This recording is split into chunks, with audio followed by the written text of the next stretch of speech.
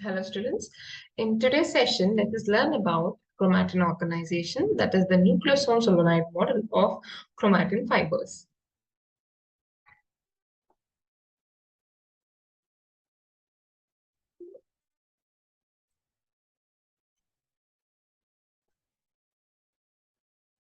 In this image, what is being explained is basically the naked DNA is a double helical structure, and we would have heard of this euchromatic and heterochromatic regions of DNA. That is, in euchromatic region, there's less coiling and there are more number of active genes. That is what is seen here. So there's no much coiling. But in case of heterochromatic region, the DNA is highly coiled and there are very lesser number of active genes that is present. And finally, the double helical structure undergoes coiling to form the chromosome, which is very much evident in the metaphase stage of cell division. Here is at the introduction, I'm trying to summarize, but this is one such image which summarizes how a chromosome is made. So here you can see the double helix DNA, just a short region of it, and this short region is undergoing some amount of coiling associated with histone proteins and other octamer proteins to form beads on a string. So this is what is known as the bead on a string form of chromatin. So that is the nucleosome solenoid model. And further it undergoes packaging and of the size of 30 nanometer to form something known as nucleosomes. So here if you see, this is this region, only what is seen here, this region is, if at all magnified, is what you see here, the nucleosomes. So then again it undergoes coiling, and finally during the metaphase stage of cell division, you can see how a chromosome is organized. And here on the right hand side, you can see the size of it, 2 nanometer in case of DNA, 11 nanometer in case of bead on a string model. If it is a nucleosome, it is roughly around 300 nanometer. So it varies.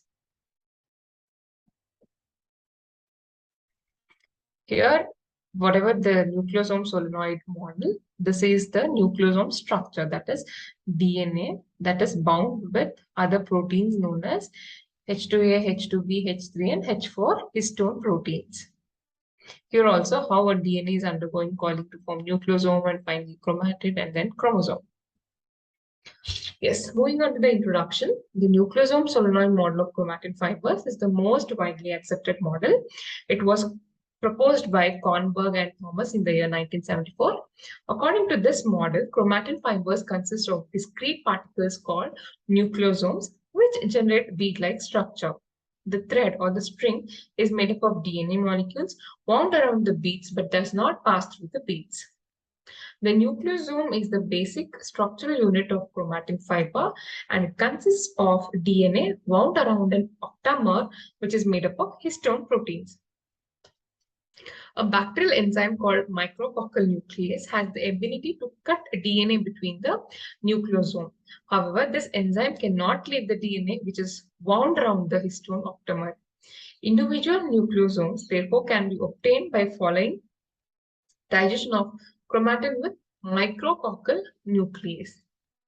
The stretch of DNA between the two nucleosomes is called as the linker DNA or the spacer DNA.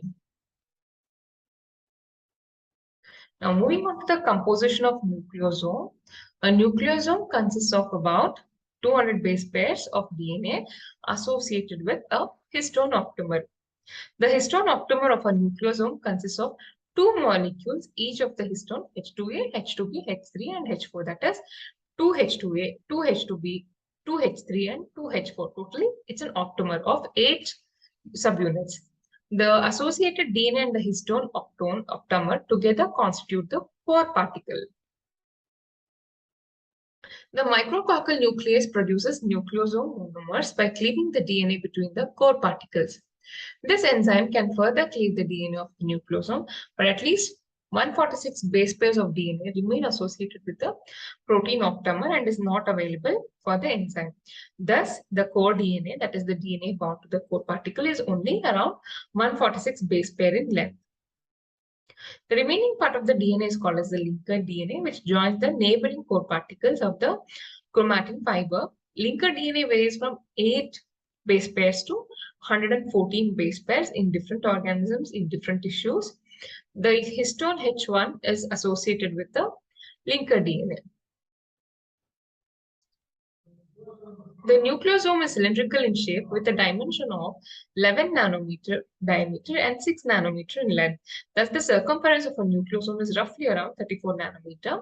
The length of 146 base pair of DNA associated with the core particle is sufficient to wound around the particle about 1.8 turns. The width of the DNA double helix is 2 nanometer and thus occupies 4 nanometer of the cylinder length due to its 2 turns. One complete turn of the DNA double helix around the histone octamer involves 80 base pairs, and therefore 2 points located 80 base pairs apart come closer to one another on the nucleosome. Enzyme DNase 1 and DNase 2 can put nick on one strand of the DNA. This nick made by these enzymes on naked DNA is random. But nicks made by these enzymes on nucleosomal DNA is at regular intervals. So they cut DNA multiples of 10 base pairs. The length of the DNA double helix per turn is approximately 10 base pairs. So it may be concluded that the DNA double helix is tightly wound around the surface of the histone octamer and a small region of each turn of double helix is exposed. DNase 1 acts on this exposed region. This type of analysis has indicated that there should be 10.5 base pairs per turn of double helical bDNA. However, the average number of base pairs per turn in the nucleosome ranges from 10.2 to 10.4. Now, moving on to the organization of the histone octamer. The core particle of nucleosome is an aggregate of 4 types of histone, that is H2A, H2B, H3, and H4. They are called as the core histones. And the core particle contains 2 molecules of each type of histone, and thus it is an octamer. H3 and H4 combine to form a tetramer. And the other 2 histones, that is H2A and H2B, are present as dimers. Thus, the core particle is composed of 1 tetramer and 2 dimers. The general structure of the core particle is formed by interaction among the histone molecules. The diameter of the octamer is decided by the dimension of H3-H4 tetramer.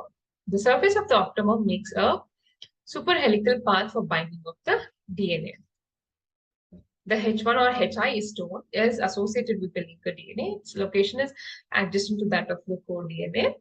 When micrococcal nucleus cuts DNA between nucleosomes to produce nucleosome monomers, the HI is found associated with nucleosome, that is around 160 to 170 base pairs of DNA.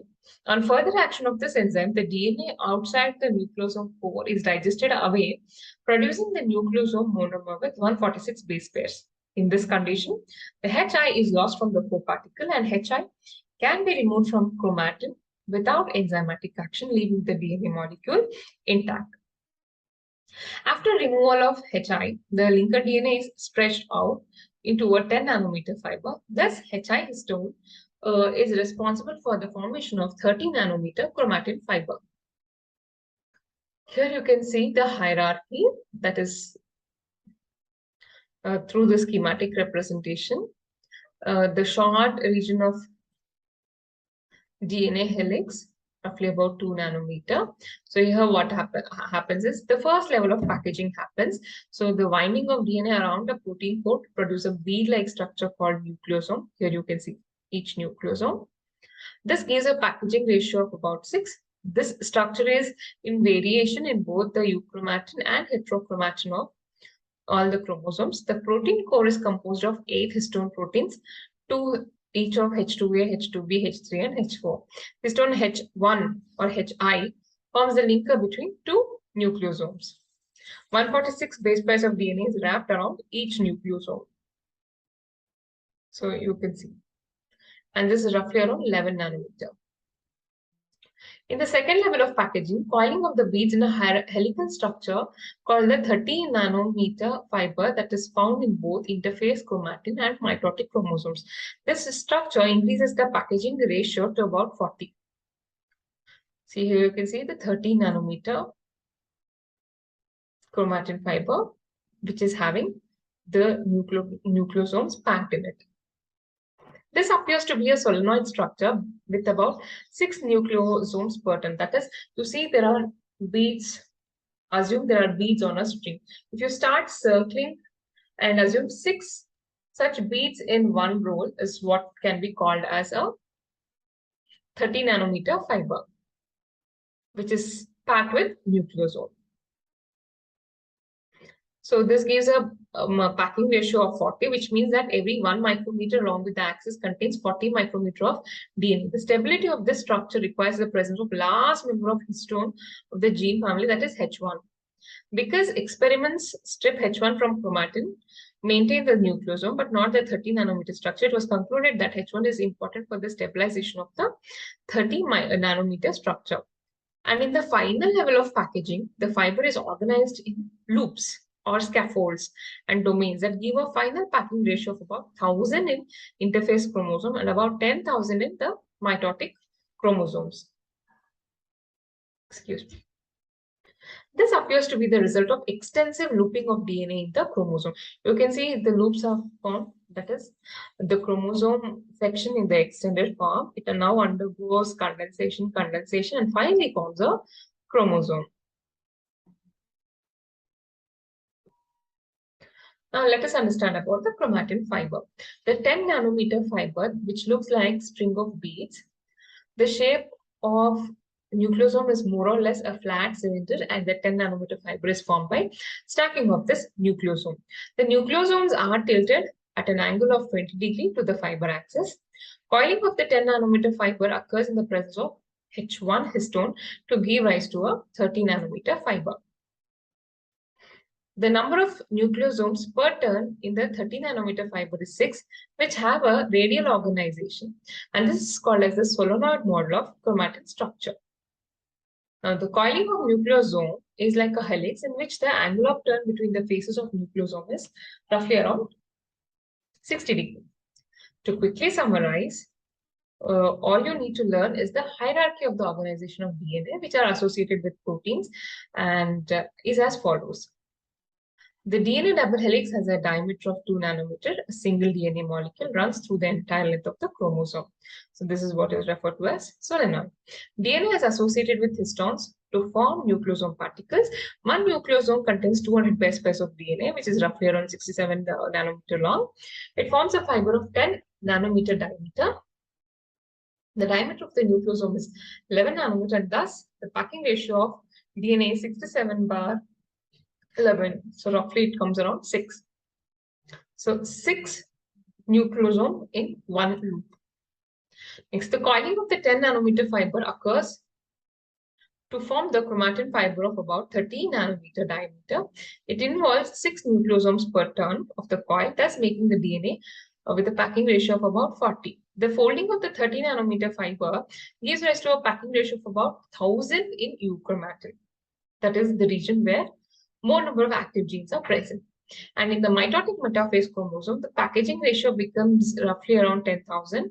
That is, 1 picometer length of the mitotic chromosome contains around 10,000 picomoles of DNA.